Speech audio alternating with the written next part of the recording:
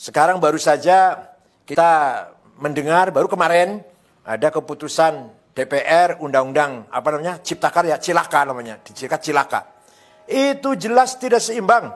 Hanya menguntungkan satu kelompok, hanya menguntungkan konglomerat, kapitalis, investor, tapi menindas, menginjak kepentingan atau nasib para buruh, para petani, rakyat kecil. Kita harus punya sikap yang tegas dalam hal ini.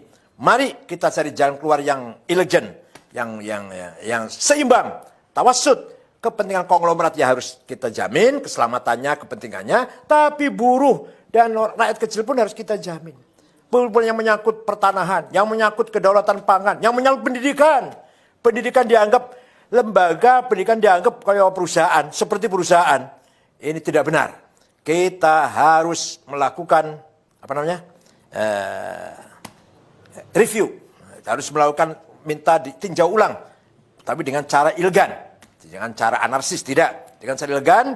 Kita harus bersuara demi warga NU, demi wasatiyah, al-istimaiyah, moderasi dalam membangun masyarakat yang moderat. Tidak boleh mengorbankan rakyat kecil. Undang-Undang Dasar 45 yang masih jauh panggang dari api, apa istilahnya gitu ya, jauh panggang dari api, yang masih jauh dari implementasi. Undang-Undang Dasar 45 nomor 33 itu hanya tulisan di atas kertas. Hanya tulisan hitam di atas kertas putih itu. Dicetak berulang-ulang, disebarkan jutaan lembar, jutaan sampler, tapi tidak pernah diimplementasikan. Bahwa kekayaan Indonesia ini kan alam ini untuk seluruh rakyat Indonesia. Apa itu sudah terimplementasi? Sudah terrealisasi? Sama sekali tidak. Sama sekali tidak. Bahkan yang kaya semakin kaya, yang miskin semakin miskin. Apalagi sekarang di era keterbukaan ini semakin bebas, liberal. Yang diikuti oleh sistem liberal kapitalis.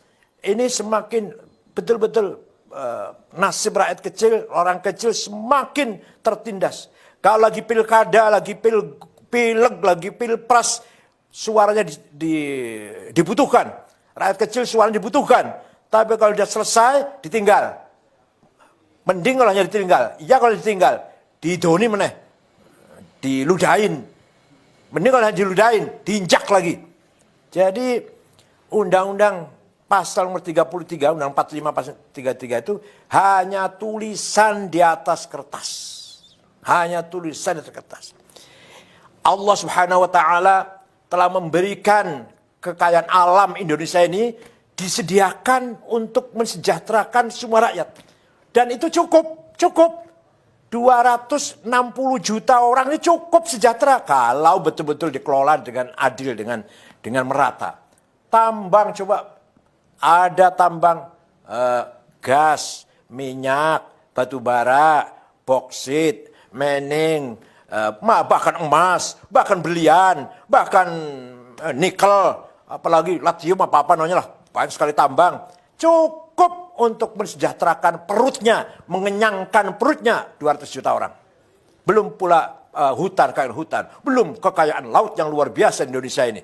Bukan hanya ikan, tapi juga hal-hal yang berharga yang ada dalam laut kita, harga yang sangat bernilai. Itu semua hanya menguntungkan segelintir orang, menguntungkan segelintir jumlah orang. Bayangkan, katanya, saya ini belum membuktikan, katanya kekayaan orang 4 konglomerat sama dengan 100 juta rakyat. Ya ini kan, kalau ya benar ini, inna lillahi wa inna ilaihi raji'un.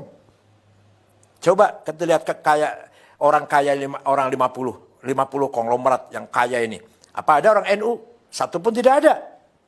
Ini berarti kan tidak ada pemerataan sama sekali. Ada, saya juga sering ngomong ini, sudah saya bosan sampai ngomong ini. Ada pengusaha yang menguasai 5 juta hektar. Tapi warga NU di desa 1 meter aja, 1 jengkal aja nggak punya. Para petani kita. Ini jelas sekali tidak membangun keseimbangan. Saya tidak anti konglomerat. Tapi konglomerat harus melakukan reformasi cara berpikir. Harus menjadikan kelas menengah dijadikan mitra. Bukan dijadikan bawahannya. Kelas menengah harus menganggap mitra bagi kelas kecil. Kelas kecil harus merangkul buruh tani, rakyat kecil. Fuqara wal masakin, syagholin, ummal, buruh kecil. Itu harus selalu bergandengan tangan. Tidak boleh konglomerat menganggap kelas menengah itu bawahannya atau sapi perahannya. Kelas menengah menganggap kelas kecil perak sapi perahannya, bawahannya, dan kelas kecil jauh dari fuqara wal masakin, tidak boleh. Oleh karena itu sekali lagi saya mengharapkan NU nanti bersikap menyikapi undang-undang yang baru saja diketok kemarin ini dengan kritik, dengan sikap kritis, tapi elegan. Tidak boleh menggunakan cara-cara anarkis. Tidak